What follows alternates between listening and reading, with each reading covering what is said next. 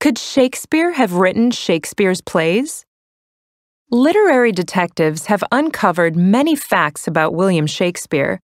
Still, the most important question of all remains: did he really write the Shakespeare plays? Sir Francis Bacon, Christopher Marlowe, the Earl of Southampton, Shakespeare's patron, and even Queen Elizabeth herself have at times been suspected of writing them. The sheer volume of Shakespeare's work, 37 plays, 154 sonnets, 2 other poems, and an elegy, has led to suggestions that William Shakespeare was actually several people, not one. Oxford versus Stratford. The strongest current debate is between groups known as the Oxfordians and the Stratfordians. Oxfordians say that Edward de Vere, the 17th Earl of Oxford, wrote the plays under the pen name William Shakespeare. Stratfordians, on the other hand, say that the works were all written by William Shakespeare, an actor known to have been born at Stratford in 1564. The challenge for both sides is to produce solid evidence. So far, neither side has come up with much. The Oxfordians' case. Oxfordians say the actor Shakespeare was too poorly educated to have been the author of the plays. He was the son of a tradesman, and there is no record that he had any schooling. There is no evidence that he ever traveled outside southern England. He was just an actor and an occasional real estate investor. His will mentions no writings, and there is no evidence he ever owned a book.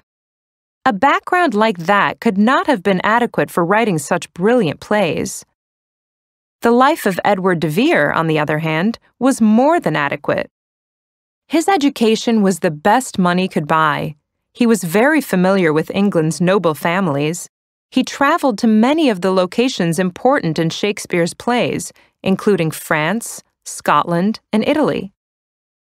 The de Vere theory gained a lot of support after 1991.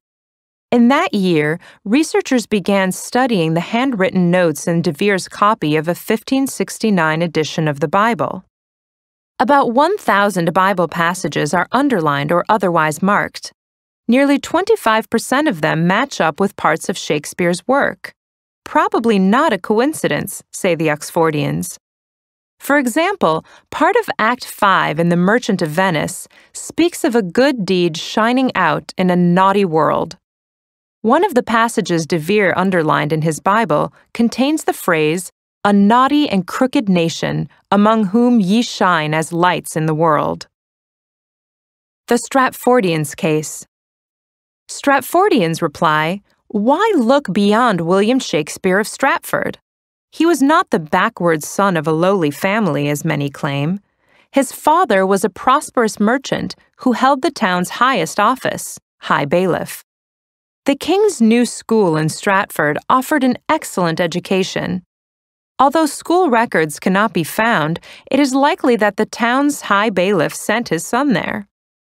Shakespeare moved to London in the late 1580s, in his early 20s. There he became famous and wealthy as an actor and as London's leading playwright. And certain aspects of his life seem to match better with the plays than de Vere's do. For example, the perceptive portrayal of emotional depression in Hamlet seems to indicate that the author had experienced the ailment. Hamlet was written around the year 1600, 4 years after William Shakespeare's only son, Hamnet, died at the age of 11. Stratfordians also point out that the de Vere theory assumes an unlikely hoax. The Oxford camp claims that de Vere wanted to hide his authorship because it went against protocol for the noble class. A high-born earl simply should not be writing plays for common people. To give de Vere cover, William Shakespeare of Stratford must have agreed, probably for pay, to serve as a frontman.